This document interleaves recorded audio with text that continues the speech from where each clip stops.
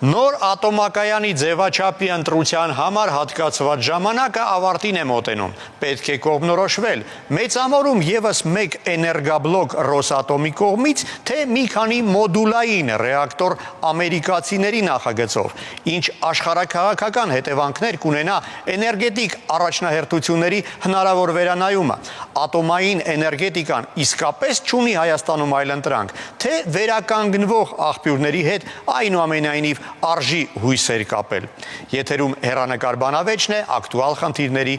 համապարփակ քննարկմամբ։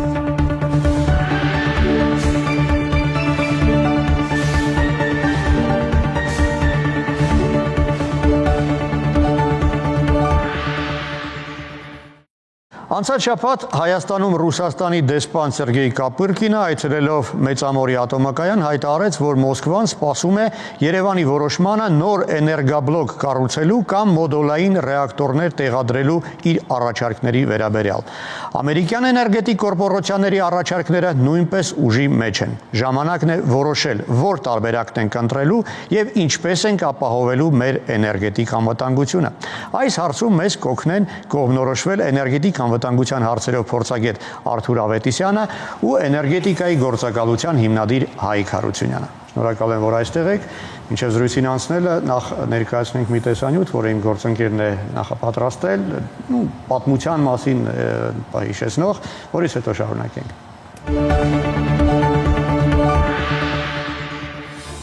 Ուղիղ մեկ տարի առաջ հայտարարվել էր, որ նոր ատոմակայանի կառուցման հարցով Հայաստանը բանակցություններ է վարում Միացյալ Նահանգների, Ռուսաստանի, Ֆրանսիայի և Հարավային Կորեայի հետ։ Օրեր առաջ Ռուսաստանի դեսպան Սերգեյ Կոպիրկինը այցելել էր Մեծամորի ատոմակայան ու հայտարարել, որ Ռուսաստանը պատրաստ է Հայաստանին առաջարկել ԱՀԿ-ի նոր էներգաբլոկի տարբեր նախագծեր, ըստ հայկական կողմի ընտրության։ Լրատվամիջոցների փոխանցմամբ դեսպանը կրկին առաջ է տարել Ռոսատոմի առավելությունները, նշել, որ այն ռեակտորների մեծ տեսականի ունի, ինչպես մեծ, այնպես էլ փոքր հզորության։ Ռոսատոմն ունի յուրահատուկ տեխնոլոգիաներ, այս տեսակի լողացող կայանն արդեն գործում է, իսկ վերգետնյա կայանը կառուցվում է։ Ռուսաստանի դեսպանը նշել է, որ կայանի գործող էներգաբլոկի ծառայության ժամկետի երկարաձգմանն աջակցելու հարցում աշխատանքներն ընթանում են բնականոն ռեժիմով։ Կարևորում եմ երկու երկրների համար ընդհանուր նորմատիվային դաշտի պահպանումը, հաշվի առնելով, որ գործող կայանը կառուցվել է խորհրդային տեխնոլոգիայով, որի իրավահաջորդը ռուսական Ռոսատոմ կորպորացիան է։ Մինչ ռուսական կողմը Հայաստանի նոր ատոմակայանի կառուցման տարբեր ծրագրեր է մտադիր առաջարկել, հայկական կողմը դեռ չի բացահայտում, ի վերջո որ երկրի ծրագրին է տալու նախապատմությունը։ Մեկ ամիս առաջ Հայաստանում էր գտնվում միջուկային էներգիայի ամերիկացի փորձագետների խումբը։ Խոսքն ամերիկյան Westinghouse էլեկտրիկ ընկերության պատվիրակության մասին է։ Նրանք աշխատանքային հանդիպումներ են անցկացրել Երևանում ու Մեծամորում։ Այս մասին հայտնել էր ԱՄՆ դեսպանությունը։ Ամերիկյան խումբը Հայաստանի Հանրապետությունում քննարկել էր երկրի էներգետիկ ապագային վերաբերող հարցեր։ Ամերիկյան ընկերություններն ունեն անհրաժեշտ փորձ և ինովացիոն տեխնոլոգիաներ Հայաստանի էներգետիկայի ապագան ապահովելու համար։ Մասնագետների գնահատմամբ ընկերությունն ամերիկյան առաջատարներից մեկն է միջուկային էներգիայի ոլորտում։ Նախորդ տարվա հուլիսին Հայաստանի անվտանգության խորհրդի քարտուղար Արմեն Գրիգորյանը հայտարարեց, որ Հայաստանը Միացյալ Նահանգների հետ առարկայական քննարկումների փուլում է նոր ատոմակայանի կառուցման հարցով։ Գրիգորյանի այս հայտարարությունից ամիսներ անց Հայաստանն ու Միացյալ Նահանգները սկսեցին բանակցել միջուկային համագործակցության համաձայնագրի հարցերի շուրջ։ Առայժմ հայտնի չէ, թե ինչ ելքով կավարտվեն բանակցությունները, բայց միայն այս համաձայնագրի ստորագրումից հետո ամերիկյան ընկերությունները իրենց միջուկային տեխնոլոգիաները կարող են Հայաստան բերել։ Ուղիղ 2 տարի առաջ Միացյալ Նահանգների պետքարտուղարության, Եվրոպայի, Եվրասիայի և Կենտրոնական Ասիայի աջակցության ծրագրերի համակարգող Մարիա Լոնգին Միացյալ Նահանգների ներկայացուցիչների պալատի արտաքին հարաբերությունների ենթաանձնաժողովի լսումներում հայտարարել էր, որ Միացյալ Նահանգները դիտարկում է Հայաստանում և Եվրասիայի այլ երկրներում փոքր մոդուլային միջուկային ռեակտորների տեղակայման հնարավորությունը, ձգտելով ամրապնդելու այդ երկրների էներգետիկ անկախությունը Ռուսաստանից և Չինաստանից։ Անորոշության այս ֆոնին հայտնի է այն, որ Հայաստանում սպառվող էներգիայի մոտ 40%-ն արտադրող Մեծամորի ատոմակայանը հաջորդ տարի նորոգման պատճառով 4,5 ամիս չի աշխատելու։ Հիշեցնենք, որ Հայաստանի գործող ԱԷԿ-ը պետք է ավարտեր աշխատանքը 9 տարի առաջ, սակայն դրա շահագործման ժամկետը երկարաձգվեց նախ մինչև 2026 թվականը, ապա և մինչև 2036 թվականը։ Չնայած ատոմային էներգետիկայի ոլորտում Ռուսաստանն ու Հայաստանը համագործակցության երկարամյա փորձ ունեն, սակայն փորձագետների կարծիքով Հայաստանը կաշկանդված չէ նոր գործընկերների որոնման հարցում։ Ընդհանուր առմամբ Հայաստանի էներգետիկ համակարգը բաղկացած է մի քանի հիմնական բաղադրիչներից, որոնք միասին ապահովում են երկրի էներգետիկ անվտանգությունը եւ հոսանքի մատակարարումը բնակչությանը եւ տնտեսությանը, եւ այսպես միջուկային էներգիա, ջրաէլեկտրակայաններ, ջերմաէլեկտրակայաններ, էլեկտրահաղորդման ցանց, բնական գազի համակարգ, բաշխման ցանց եւ վերականգնվող էներգիա։ Վերջին տարիներին հատկապես ակտիվ քայլեր են կատարվում դեպի վերականգնվող էներգիայի խթանման, էներգետիկ անկախության ամրապնդման տեսանկյունից։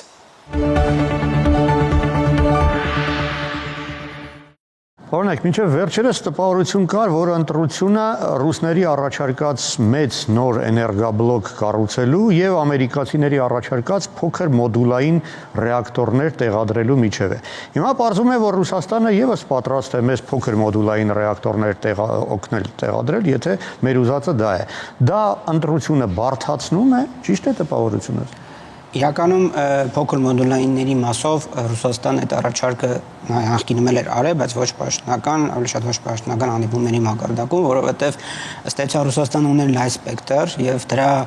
ամենաառաջի առաջարկը եղավ, երբ որ հունիսի 5-23 թվականին Ռոսատոմը ստեղ մեծ քննարկում Երևանում անցկացրեց, որտեղ ճիշտ է շեշտը դուք ճիշտ եք ասում, հիմնական շեշտը մեծ ռեակտորի վրա էր 1200 մեգավատի,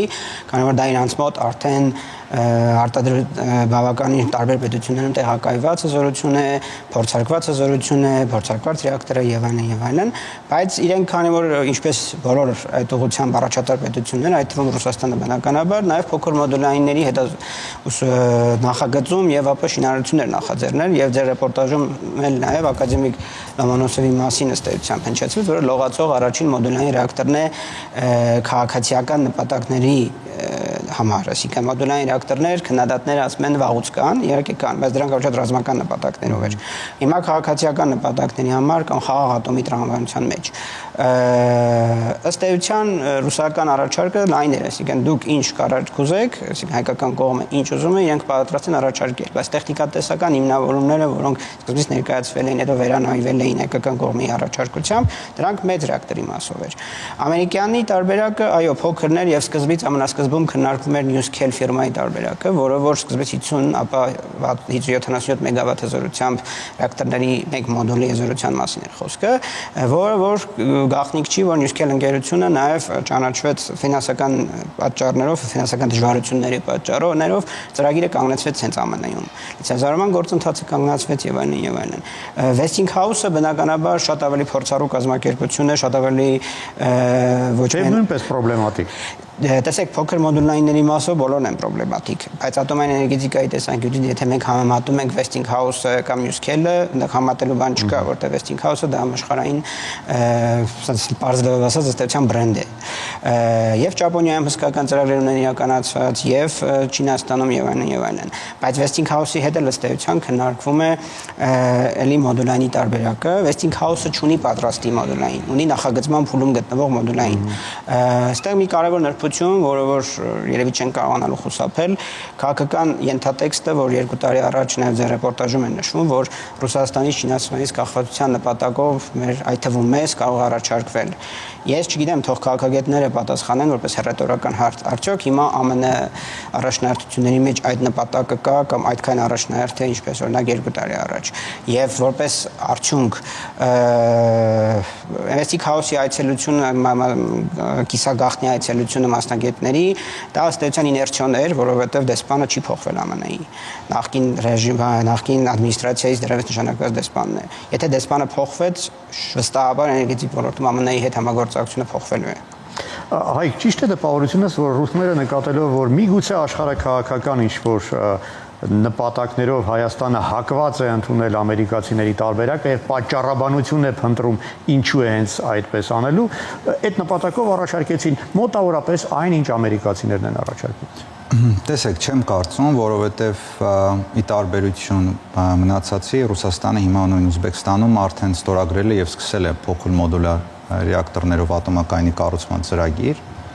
Ոստեղ հարցը իմ կարծիքով մենք մի քիչ սխալ տեսանկյունից ենք մոտենում։ Եկեք մի քիչ տնտեսական տեսանկյունից էլի հարցերին նայել։ Տեսեք,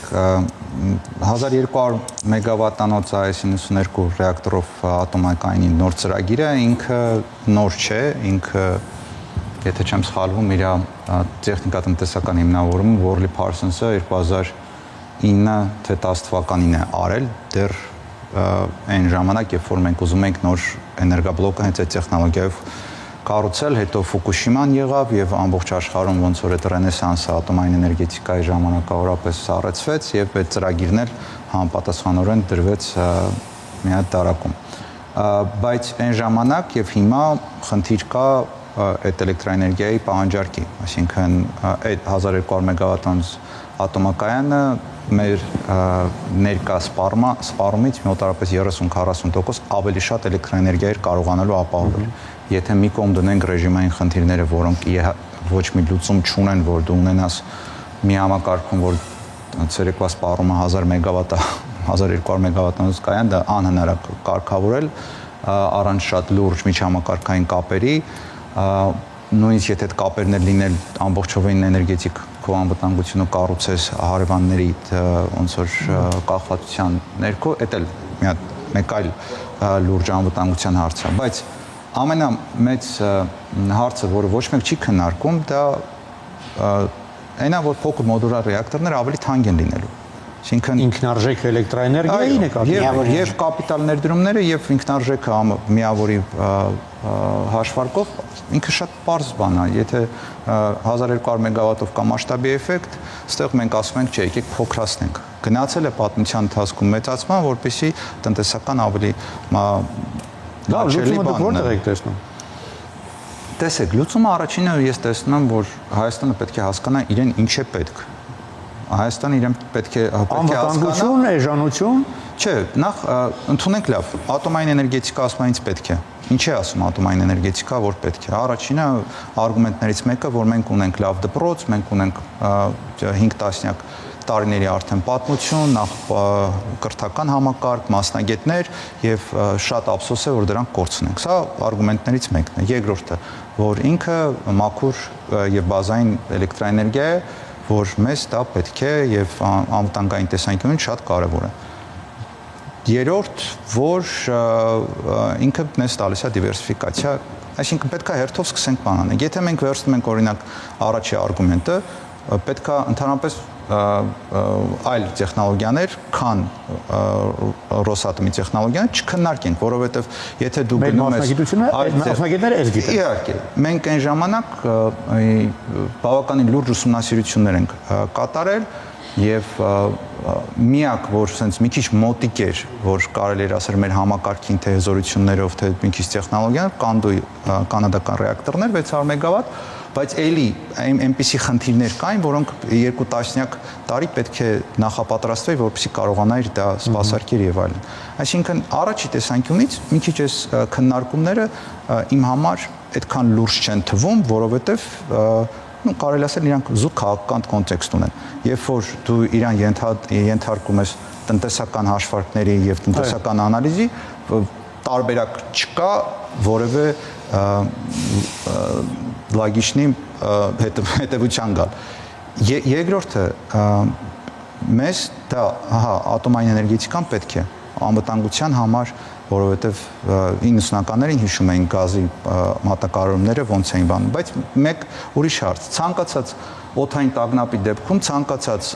վտանգի դեպքում ատոմակայանը առաջիկայինն է, որը պետքա կանգնի։ Ես եղել եմ զորավարական մարմնի ղեկավար էներգետիկայի, այդ ամբողջ պրոցեդուրան լավ հասկանում եմ։ Այսինքն, երբ որ մեր մոտ Աստվածաշնչի պատերազմական վիճակի հասնի, ատոմակայանը չի մատակարարելու մեզ էլեկտրաէներգիա, ատոմակայանը անվտանգության նպատակներով պետքա կանգնի։ Տարի կես տարով կանգնելու է։ Դա խնդիր չի առաջացնում ոնց հասկացա տնտեսության համար։ Չէ, ինքը մենք ունենք ռեզերվային հզորություններ, մենք ունենք ջերմային այլ հզորություններ, մեր համակարգը այդ առումով հզորությունների առումով ունենք շատ ավելի շատ, քան մեզ պետք է։ Զուտ մի հատ թիվ ասեմ, մինչև 91 թվական Հայաստանի էլեկտրաէներգիայի սպառումը եղել է 16 միլիարդ կիլովատ ժամ, հետո իջավ 4, հետո 5, հետո 6, 2011 թվականից արդեն մեր սպառումը տատանվել է 6-ից 6.5 միլիարդ։ Մեր համակարգը կառուցված է շատ ավելի մեծ սպառում ունեցող տնտեսության համար։ Հիմա մենք դա չունենք։ Երկրորդն էլ, որ մտածում ես անվտանգության համար ատոմակայան կառուցելը, այդ հարցերը առաջանում, գոնե այս բանով։ Երրորդը, որ զուտ էներգետիկ տեսանկյունից ու միգուցե գնից էլի, եկեք բարձ բան անենք, ատոմակայանի, նոր կառուցվող ատոմակայանի գնի վերաբերյալ, սակագնի վերաբերյալ որևէ մեկ քննարկում եւ վերլուծություն դուք լսել եք։ Դե պարտավոր չեմ լսել, որովհետև դա երևի ենթադրում եմ փակ քննարկումներ է։ Բացարձակ, ինքը տնտեսական քննարկում է, ինքը փակ քննարկում չպետք է լինի։ Դա շատ ավելի թանկ էլեկտրաէներգիայի աղբյուր է, եթե խոսում ենք նոր կառուցվող ատոմակայանի։ Մի հարց, որը անխուսափելի է, այդ ամերիկացիների առաջարկը զուտ տնտեսական է, թե այնուամենայնիվ Westinghouse-ը դա աշխարհաքաղաքական գործիք է, որը համենայն դեպս արևելյան Եվրոպայում կիրառվել է եւ աշխատել է, հա։ Այսինքն այլ ընտրանք առաջարկել խորհրդային ռուսական այդ տեխնոլոգիաներին բերել արևմտյան դաշտ։ Տեսեք, ցանկացած էներգետիկ ծրագիր, առավել էներգետիկ անվտանգության առնչվող ցանկացած ծրագիր, առավել եւս այդ թվում եւ գլխավորապես ատոմայինը, դա քաղաքականությունը անխուսափելի է։ Ինչքան էլ մասնագետներով քննարկենք, խոսենք, մենք չենք կարող, մենք կարող ենք Այսինքն քաղաքական որոշում է կայացվելու ի վերջո։ Քաղաքական հայտարարություններ չանել, քանի որ այդ խնդիրը չունենք մեր դրած չի հարցը, բայց չենք կարող խուսափել մեր վերլուծությունների նաև ժամանակ։ Արևելյան Եվրոպայում, որ դուք մատնանշում եք, տարբեր մոտեցումներ են ձեռնարկել։ Այն պետությունները, որտեղ հնարավոր է լինել, օրինակ Լիտվայում ատոմակայանը փակվել են, որտեղ հնարավոր չի եղել, ձեր ասած մոտեցումներով են իրականացվել։ Խնդիրներն ու լուծումները տարբեր են եղել։ Ես մի փոքր այստեղ եւ էներգետիկների համար, համակարգի, ոնց որ ասում են սիստեմշիկների համար, դա արդեն այդ հարցը վաղուց այն իմաստով որ Հայաստանին ցանկացած պետության այդ թվում Հայաստանի ատոմային էներգետիկա պետք է, ու դա միայն էլեկտրաէներգիա չի, դա տեխնոլոգիաներ է, ընդհանուր բժշկության մնացած, դա կարծում եմ աներկելի փաստ է։ Եվ անվտանգային իմաստով իհարկե կանգնեցնելու էլեկտրաէներգիա մատակարարելու հարցը չի միայն, դա նաև անվտանգային վահանի ֆունկցիա է կատարում, որը որ էլի աշխատում ենք շատ չխոսել, բայց բոլորը հասկանում են, այդ թվում մեր ճակերտավոր բարեկամները կամ իրական ճշտամիները։ Այդ տրամաբանության մեջ եւ հետո խաղաղ ատոմի ընտանիքը, որ այսինքն այս պահին 36 պետություն է, որը որ ունի իր տարածքում գործող ատոմային էլեկտրակայան, մենք այդ 36-ից մեկն ենք։ Դա բազմաթիվ առավելություններ է տալիս, հիմա կարող ենք քննարկել այդ առավելությունը տնտեսապես մեծ էֆեկտիվ է, էֆեկտիվ չի եւ այլն, բայց այդ գլխավոր բաղադրիչը մեր էներգետիկ համակարգից չի կարելի հանել։ Նաեւ դա ցավոք սրտի մեր ատոմային կայանի արտադրանքը տարեստարի նվազում է, այսինքն ընդհանուր էներգետիկ բալանսի մեջ փաստացի արտադրանքի մասին է խոսքը, որը որ խնդիրներ է առաջացնում։ Ես օրես լսում էի նախարարի հարցազրույցը, որտեղ ինքը ասում է օրինակ արևային էներգետիկան մնացած զարգանում են, ցերեկային ժամերին մեծ համար համակարգային խնդիրներ են առաջացնում։ Ես ուրախ եմ, որ դրա մասին արդեն պաշտոնական մակարդակում խոսվում է, որովհետև ջեկերի անջատման խնդիր է առաջանում եւ այլն, որովհետև շատ ճիշտ ասում պարոն Հարությունյանը, մեր համակարգը ամբողջապես չի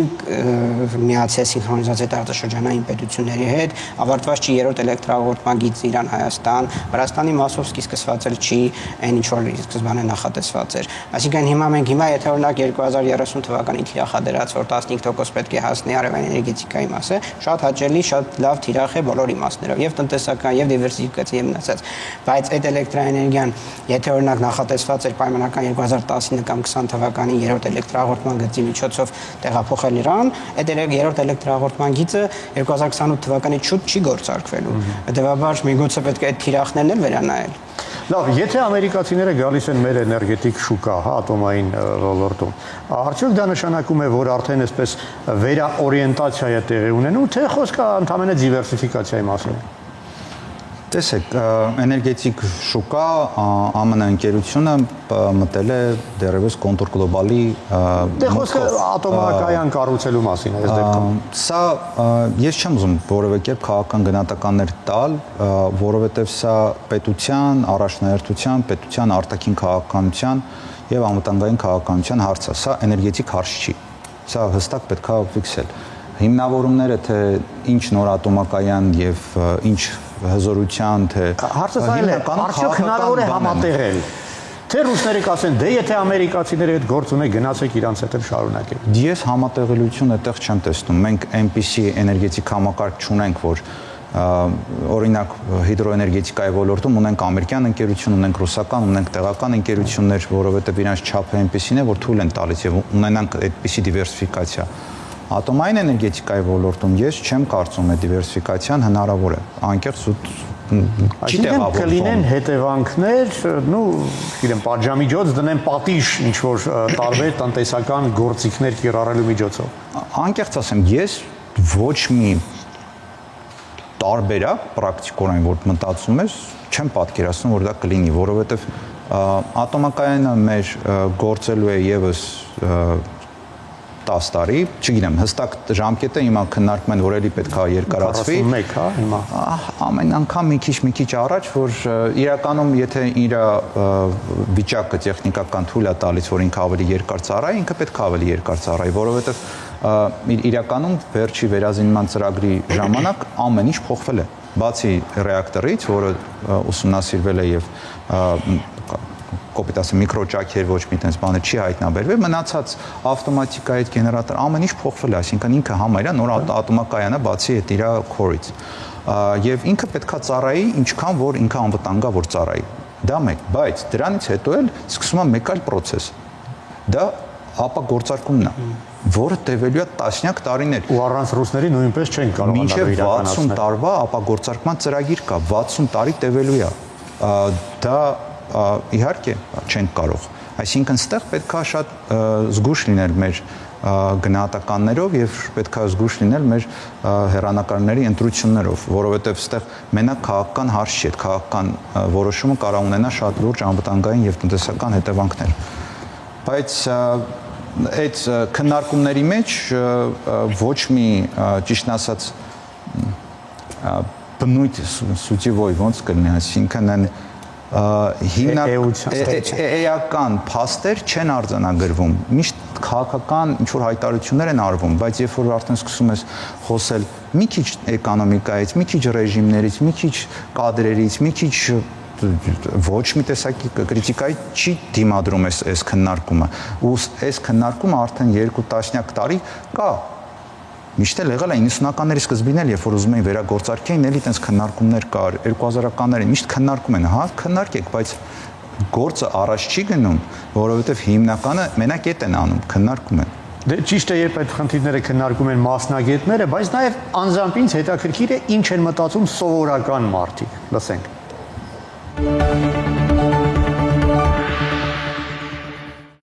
Մեզ պետք է ամերիկյան, ռուսական ոչինչ չպետք է մնա Հայաստանում։ Որպես քաղաքացի ես գտնում եմ, որ պետք է համագործակցել ռուսների հետ։ Ոչ նրան։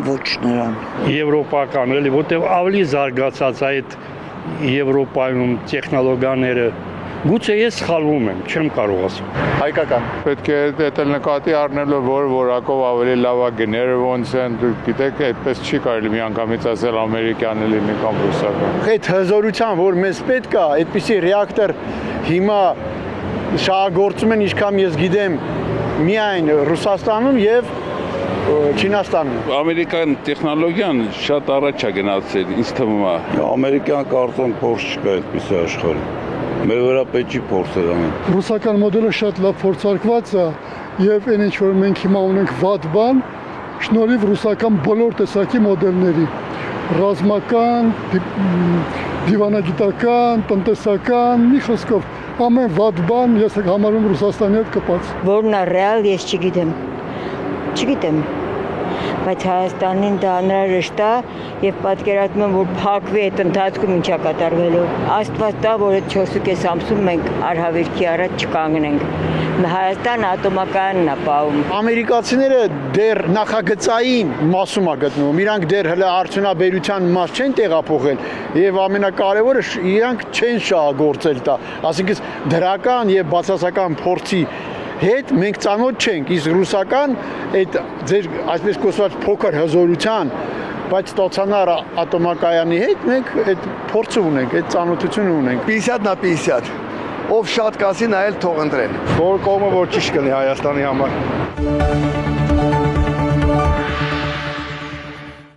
Տեսեք, հասարակությունը քաղաքականացված է, բոլորը քննարկում են ամերիկացիներ կամ ռուսներ, հա, բայց կարծեմ եղել են նաև այլ տարբերակներ Ֆրանսիայից, Կանադայից, Չինաստանից, Կորեայից, այլևս չեն քննարկվում։ Ես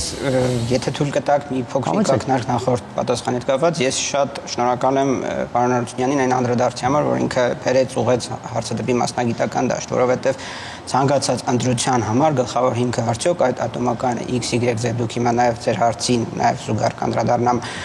իրականում իմպլեմենտացվել տեխնիկապես, տնտեսապես հնարավոր է այստեղ թե չէ։ Մենք այդ թվում ես եւ շատ մասնագետներ անընդհատ դրա մասին ենք խոսում։ Մենք չենք քննարկում այս կամ այն տարբերակը լավն է թե վատն է։ Մենք քննարկում ենք դա Հայաստանում կիրառելի է թե կիրառելի չէ։ Ձեր վերադառնալով ձեր հարցին ավելի կոնկրետ իմ իմացած տեղեկություններով Չինաստանի իհարկե հետաքրքրություններ բոլորն են ունեն, բայց փաստացի այսպես կոչված short list-ում ըստ էության ֆրանսիական տարբերակը այն ինչ որ հրապարակային է կամ հնարավոր է հրապարակել short list-ում մնացել են մեն ամերիկյան եւ ռուսական տարբերակները։ Այստեղ ուրիշ հարց կա։ Մենք եթե ընտրում ենք, եթե արդեն գանք մասնագիտական հարթություն, ասենք եթե ռեակտորը ընտրվեց Ռոսատոմի տարբերակը, ով ասե որ ամեն ինչ պետք է լինի Ռոսատոմի հետ աշխատանքով։ Միգուցե կարանք դիտարկենք օրինակ շատ կոնկրետ օրինակ, Հունգարիայի օրինակը կամ Եգիպտոսի օրինակը, որոնք ռեակտորները ռուսական են, բայց իրենք համագործակցում են Ֆրանսիայի Ֆրոմատոմի հետ, այսինքն ավտոմատիկան մնացած ուժային սարքավորումները մնացածը հեռու չգնանք նոր Ռուսաստանի Կուրսկի ատոմակայանը, որ նոր ռեակտոր է այնտեղ կառուցվում, միակ օրինակն է այս բանի Ռուսաստան արևմուտք գլոբալ համագործակցության կոնկրետ Ռոսատոմի եւ Ֆրոմատոմի հետ։ Այսինքն Ֆրոմատոմի ներկայացուցիչները, եթե չեմ սխալվում, նախորդ տարի Հայաստանում էին, էլի շատ հպանցիկ լուսաբանվեց, թե ինչ կոնկրետ նպատակով էին, ինչևէ բոլորի հետ համագործակցությունը ոչ միայն ցանկալի, այլ նաեւ պարտադիր է։ Այստեղ մենք ռեակտորի ընտրության խնդիր ունենք եւ մնացած ավտոմատիկայի հետ կապված, մնացած ուժային սարքավորումների հետ կապված որևէ մեկը, եթե մենք չհատագովում ենք դիվերսիֆիկացիան ու հաճախ այդ ոլորտում, այսինքն ոչ ոլորտի մասնագետները դա ասում են որպես ավելի շատ քաղաքական ենթատեքստի մեջ, քան էներգետիկական ենթատեքստի մեջ։ Էներգետիկական ենթատեքստի մեջ դիվերսիֆիկացիան Հայաստանում բավարար մակարդակով որպես մասնագիտական, այսինքն հզորությունների իմաստով, մնացած իմաստով, ինչքան հնարավոր է արդեն բավականին հասել ենք տարիների ընթացքում 90-ականներից մինչև 20-21 թվականները։ Հասարակությունը այդքան քաղաքականացված չի եղել, որքան հիմա։ Չհասարակության մասին չի խոսք, էներգետիկական այսինքն հզորությունների, տեսակների, այսինքն եթե սովետական միությունը մեզ ժառանգել էր հարմոնիկ երաբադաղադրիչ համակարգ, այսինքն հավասարապես գրեթե ներկայացված էին հիդրոէներգետիկան, խոշոր հիդրոէներգետիկան, ատոմային էներգետիկան եւ ջերմային էներգետիկան, ջեկերի մասին է խոսքը։ Ապա ընթացքում փոքր հեկերը գործարկվեցին, որով էներգիայի որպես տարեր, արևային էներգետիկան սկսեց զարգանալ, այսինքն այդ տեսանկյունից դիվերսիֆիկացիան էներգետիկ իմաստով կարող է մեր երազածը չի, բայց առնվազն այնպես էլ չի, ինչպես ներկայացվում է ոչ մասնագիտական դաշտում։ Ահա, դուք իրատեսական եք պատկերացնում եք, որ իսկապես ահա այդպիսի դիվերսիֆիկացիա լինի Արթուրի ասածով, այսինքն ռեակտորը լինի ռուսական, բայց ինչ որ մասով սպասարկեն ֆրանսիացիները, կանադացիները, չինացիները։ Շատ կեմ ներողություն, ոչ թե սպասարկեն, այլ մատակարարեն այն սարքավորումները այդ նոր Դա իհարկե միշտ էլ հնարավոր է եւ տեխնիկապես շատ ծրագրեր հենց այդպես էլ նախագծվում են, նույն հիմա էլ կառուցվում է հարևան երկրում Ակուիա նուկլեարը, որը կառուցում է Ռոսատոմը եւ այնտեղ էլ միայն ռուսական չէ տեխնոլոգիան, այնտեղ Siemens-ն էլ է, չնայած Siemens-ը քաշեց իրանց այս վերջերս սանկցիոն պատճառներով, բայց ամեն դեպքում ինքը միանշանակ իրատեսական է եւ ինքը այնպես չի, որ sense մոդուլար պատրաստի որոշում է, որը sense բերում դնում են իր ամեն ինչով, չէ, ինքը պետքա տարբեր տեխնոլոգիաներով համադրությամբ լավագույն լուծումները գտնվի։ Ես ընդհանրապես կուզեի մի հատ բան ասել, որ իրականում շատ վտանգավոր է, երբ որ այս թեմայի շուրջ արդեն ոնց որ չափազանց քաղաքական քննարկումներ են քաղաքականացված գնում, որովհետև ատոմային էներգետիկան այդ այն ոլորտն է, որ պետքա մի քիչ վեր լինի սովորական քաղաքականությունից, որ նույնիսկ պարզ օրինակ եմ ասում, նույնիսկ հիմա այս վերջի տարիներին ԱՄՆ եւ Ռուսաստան այս լարվածության ներքո ԱՄՆ-ն շարունակում է գնել ատոմային վառելին Ռուսաստանի դաշնությունից։ Սա պետք է բոլորի համար հստակ լինի որպես նշան, որ ատոմային էներգետիկան մի քիչ ուրիշ է։ Այստեղ պետք է ավելի զգուշ լինել։ Ճանճերը առանձին, կոտլետները առանձին։ Ատոմ ցանկացած ռեակտորում խնդիր ոչ թե խնդիր է այդ երկրի համար, այլ խնդիր է առնվազն շատ լայն տարածաշրջանի համար, եթե ոչ ամբողջ աշխարհի համար։ Դրա համար ստեղ անվտանգություն,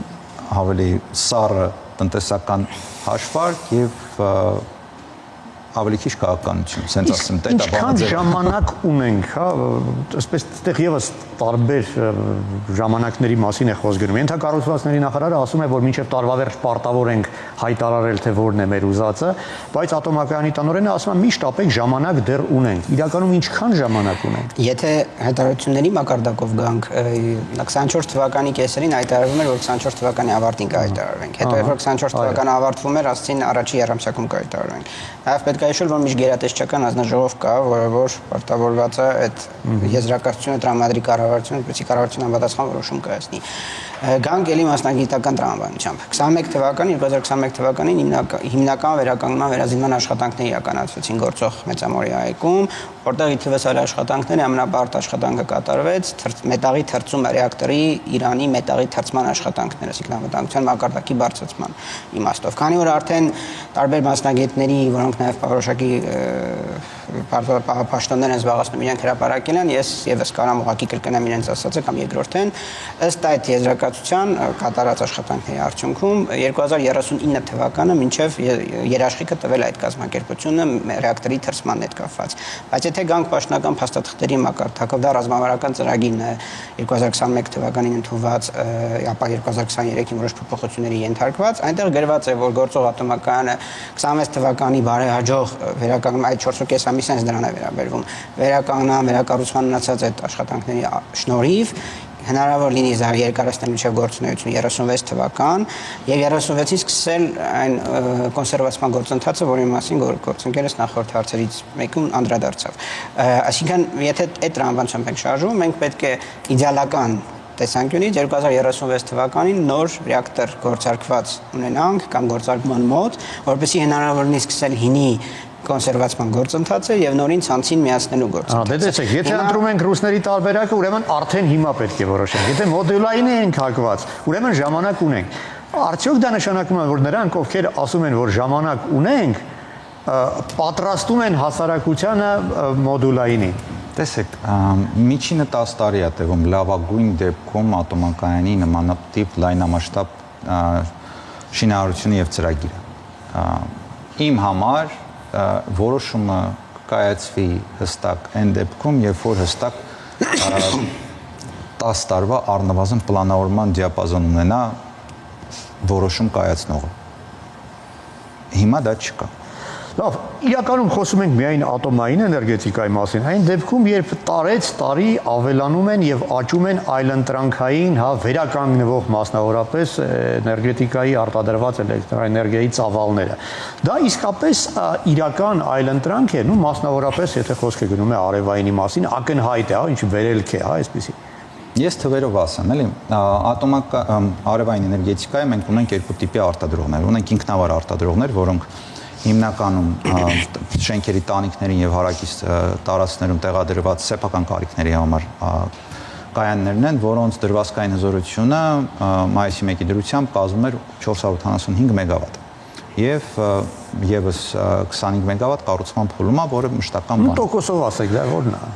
475 մեգա, ինչի տոկոսով, ինչի Հայաստանում սպառվող էլեկտրոէներգիայի։ Մի քիչ դժվար է բան անել, որովհետեւ իրականում շատ աբսուրդ բան եմ ասում, լրիվ չի հաշվարկվում։ Ցանցը տիրապետում է միայն այն ծավալին, որը գնում է ցանց։ Այսինքն, եթե դուք ցերեկը տեղադրել եք, գիտեմ, որ դուք ունեք ձեր տանը։ Հիմա տեղադրել եք ցերեկը, հիմա տունը մարդկա, չգիտեմ, ինչ-որ սպառիչներ միացած են, սպառում եք որոշակի քանակ, ավելցուկը գնում է ցանց։ Ցանցը ֆիքսում է այդ ավելցուկը։ Դա սխալներից մեկն է, որը պետքա շտկվի։ Ցանցը պետքա սպառիչ ինֆորմացիա ունենա եւ արտադրության եւ սպառման, որովհետեւ հիմա ստացվում է, որ դուք սկսել եք ավելի քիչ էլեկտրոէներգիա սպառել։ Իր մոտ գրանցվում է էլեկտրոէներգիայի սպառման նվազում, որը իրականում այդպես չի։ Դուք նույն ձևի սպառում եք, միգուցե ավելի շատ, բայց կոմպենսացնում եք դա արևայինով։ Բացի 475 մեգավատ տանիքներին, ինքնավար արտադրողներից մենք ունենք մոտ 365 մեգավատ, եթե չեմ սխալվում, արդեն համակարգային կայաններ։ Մասրիկն էլ հետը։ Նասիկն էլ հետը։ Արդյունաբերական արտադրություն։ Հա, թվերով սխալով ընդհանուր 850 մեգավատ թվերը երկրորդական են, եթե ներկայիս տեմպերով շարունակի աճել արևային էլեկտրաէներգիայի արտադրությունը, արդյոք մի օր կգա ժամանակը խոսելու, որ իսկ միգուցե մեզ ատոմակայան այդ դեպքում պետք չի։ Եկեք սենց անենք, էլ միշտ խնդիրը արևային ատոմակայանի հետ համեմատել է։ Դրանք անհամեմատելի հզորություններ են, ու սխալ է իրենց համեմատել։ Եթե ատոմակայանը 40% ապահովում է, իսկ արևայինը արդեն գրեթե 20, տոկոսային առումով չես կարող դու ոնց որ ասում քո միայն տոկոսային առումով չես կարող քո էներգետիկ քաղաքականությունը մշակես։ Իրական անվտանգությունը դիվերսիֆիկացիայի մեջ է։ Անցած տարի մենք 10% արդեն ստացել ենք արևից։ Այս տարի գնահատականով, որ հիմա նայում եմ այս աճը, մոտարապես 22-23% արդեն ունենալու ենք։ Արդեն այն 30 թվականի ցուցանիշը, որը բան ենք անում, դրա դրական երևույթ է, չէ՞։ Դրական է, շատ դրական է։ Այստեղ խնդիրը ընդհանրապես ուրիշ նույնма կայանում։ Հիմա շատ իմ գործընկերներ, էներգետիկներ շատ հարգարժան սկսել են խոսել, քննադատել արևային էներգետիկայի, որովհետև արևային էներգետիկան զարգանում է, մնացած ոլորտները չեն զարգանում։ Էներգետիկայի մնացած ճյուղերը չեն զարգանում։ Համապատասխանաբար միջոցառումները ցանցի անվտանգության բարձրացման, միջհամակարգային կապերի բարձրացման, կուտակի հզորությունների ներդրման, դրանք չեն զարգանում, զարգանում է արևային բանը, հիմա ստացվում է արևայինն է մեղավոր, որ ինքը զարգանում է, մնացածը չի զարգանում։ Սխալ է։ Արևայինը մեզ տալիս է մեր սեփական մատչելի էլեկտրաէներգիայի աղբյուր։ Ու դեռ հարց է իր հետևանքը ցանցերի վրա։ Արևային էներգետիկան տալիս է հնարավորություն ունենալ բաշխված էլեկտրաէներգետիկա, արտադրություն սպառման կետում, որը շատ դրական էֆեկտ ունի ցանցի համար։ Պետք է հստակ այդ հաշվարկել դրական էֆեկտները եւ բացասական էֆեկտները։ Արթուր, ոնց հասկանում եմ, դուք նաեւ դրա բացասական էֆեկտների մասին լավ ասել եք։ Ես կատակ կես լուրջ ասեմ, փոքր նաեւ պաշտպանեմ էներգետիկներին փորձել, այն իմաստով, որ ես համաձայն եմ, որ եթե ամեն ինչ համակարգային տրամաբանության մեջ գնար, զարգանային բոլոր ենթակառուցվածքները, այդ խնդիրները այդքան սուր չէին արևային էներգետիկայի այդ կտրուկ զարգացման, ինչքան որ հիմա են արտահայտվում։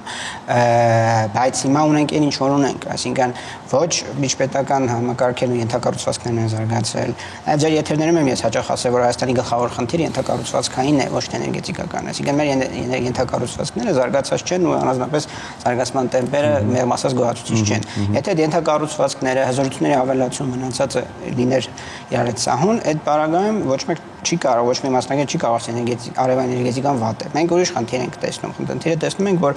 հավասարաչափ չի զարգանում ամեն ինչ։ Հենց դրա մասին էլ խոսում է գործընկերը։ Այսինքն, եթե հավասարաչափ չի զարգանում, մենք կարող ենք կանգնել, ուրեմն ինչ պետք է, պետությունը զսպի տնտեսավորողներին։ Պետությունը պետք չի զսպի, պետք է որոշակի կարգավորման գործիքներ մտցնի, որը որ ավտոմատ կբերի ինքնակարգավորման, պետության հենց դրա համար կամ պետական կառույցներ։